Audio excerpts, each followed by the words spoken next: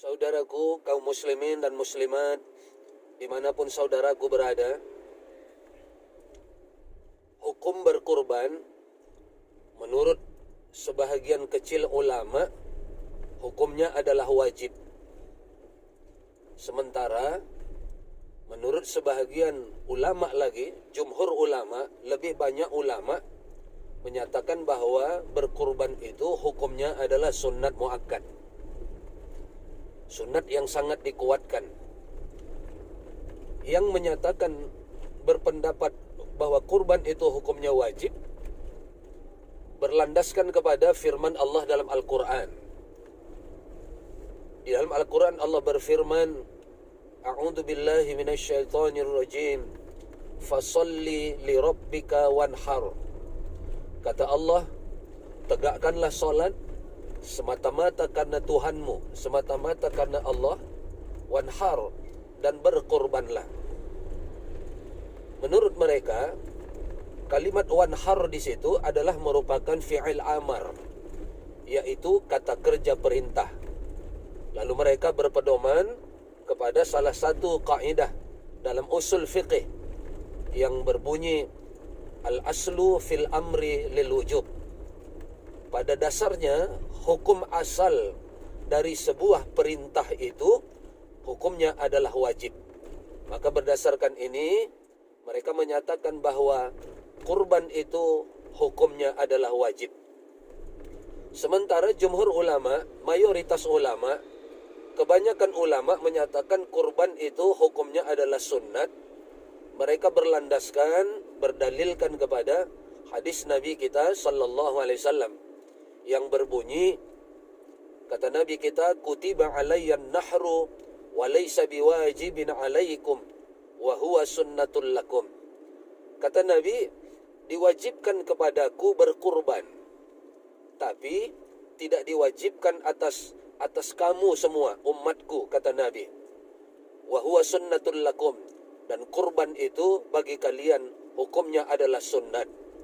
Ini menjadi dalil yang dipegang oleh jumhur ulama, yang dipegang oleh mayoritas ulama, sehingga mereka menyatakan bahawa untuk Nabi kurban itu hukumnya wajib, sementara untuk umatnya, untuk kita semua, hukumnya adalah disunnatkan dan tidak diwajibkan.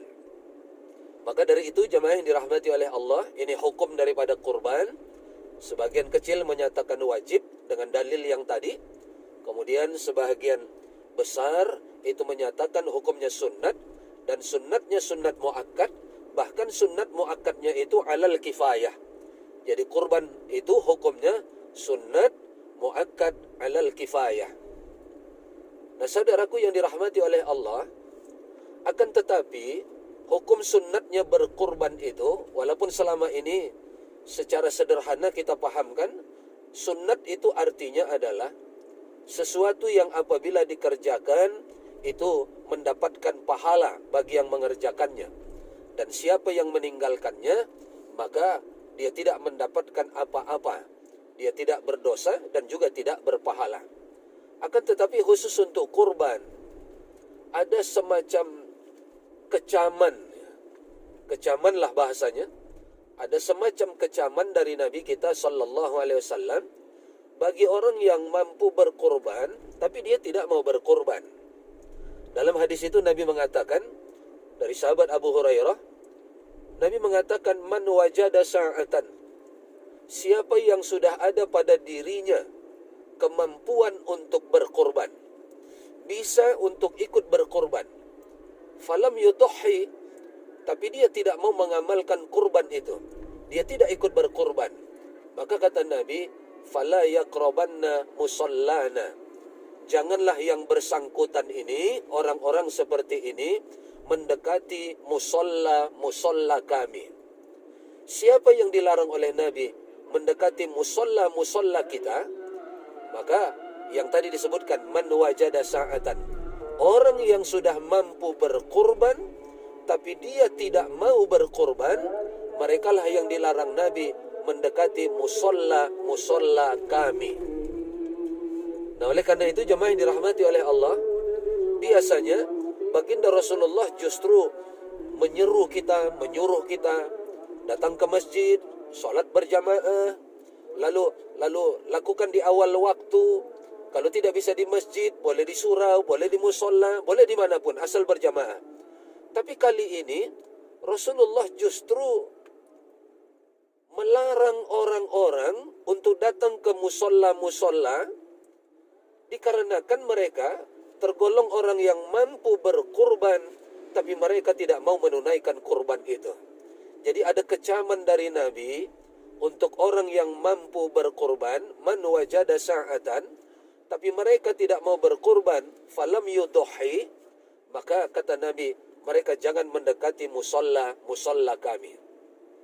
Para ulama memberikan pemahaman kepada kita bahawa yang dimaksud dengan musolla kami oleh Nabi ini adalah jangan mendekati tempat orang melaksanakan solat Idul Adha.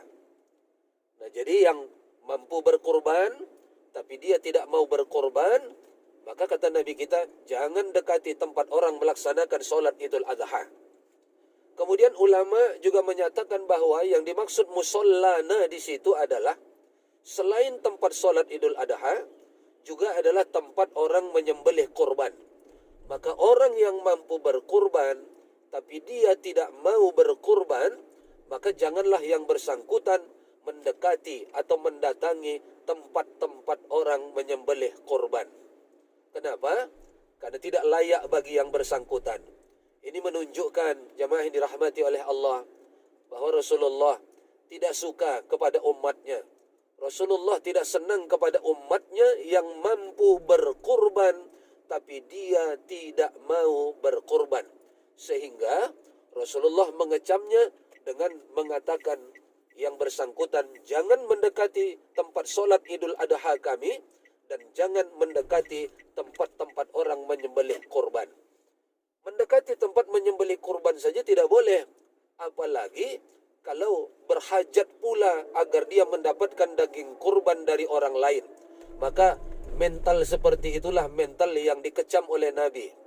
Mental harusnya daging kurban dia yang dibagikan, dinikmati, dimakan oleh orang lain, ini justru dia pula yang mampu berkorban tapi tidak mau berkorban dan berharap mendapatkan daging kurban dari orang lain. Maka berhati-hati kepada orang-orang yang berkorban, kepada panitia-panitia kurban. Ada orang dianggap mampu berkorban tapi dia tidak mau berkorban. Awas, jangan sampai dia termasuk orang yang menerima daging kurban dari kurban orang lain. Lalu kalau kita mengatakan, ya namanya tetangga, segan Ustaz, kalau tidak dikasih, berarti kalian lebih bijak dari Nabi kita sallallahu alaihi wasallam. Nabi saja mengatakan, fala yaqrabanna musallana. Jangan dekati tempat-tempat solat Idul Adha kami, dan jangan dekati tempat-tempat kami menyembelih korban. Mudah-mudahan semua umat Islam, semua saudara-saudaraku yang diberikan rezeki oleh Allah pada tahun ini, yang diberikan kemampuan untuk berkorban, maka marilah kita melaksanakan ibadah kurban itu. Jangan sampai kita diberikan rezeki oleh Allah, diberikan kemampuan untuk berkorban, tapi kita tidak mau berkorban.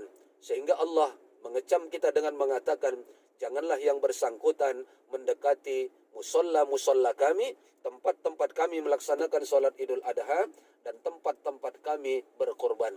Saya kira ini yang dapat saya sampaikan. Mudah-mudahan tetap ada manfaatnya bagi kita semua. Amin. Allahumma amin.